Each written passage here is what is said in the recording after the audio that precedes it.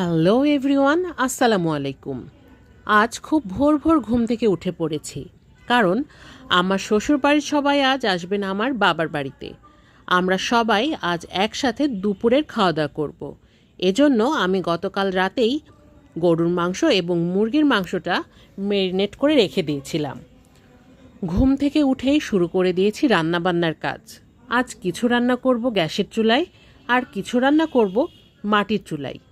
আমি একটু নার্ভাস ছিলাম, কারণ এত লোকের রান্না আমি এর আগে কখনো একসাথে করিনি, এই প্রথম করছি।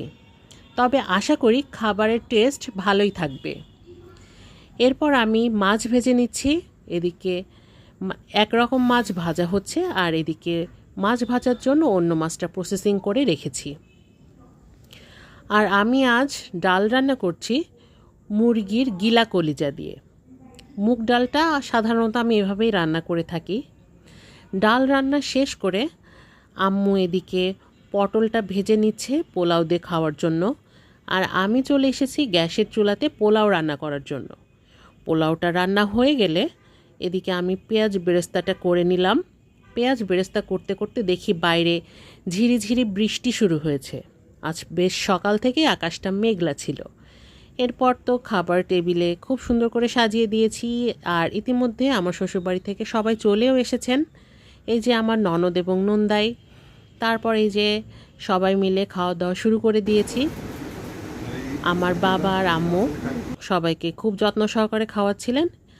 আমার মামা আর সেজো খালুও এসেছিল।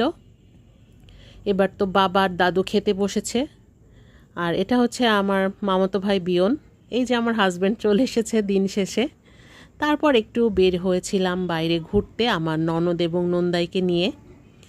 ঘুরতে বের হওয়ার সাথে সাথেই তো আমার মেয়ে ঘুমিয়ে পড়েছে। ও খুব ক্লান্ত ছিল, এজন্য ঘুমিয়ে পড়েছে।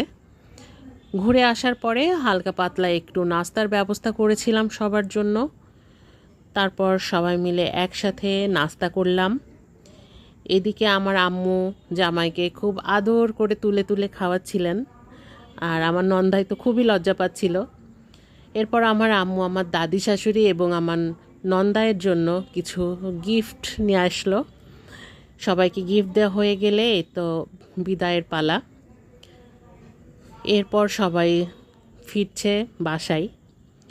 এটা হচ্ছে আমার খুব সুখী পরিবার। আলহামদুলিল্লাহ, আল্লাহ আমাকে এমন সুন্দর দুইটা পরিবার দিয়েছেন।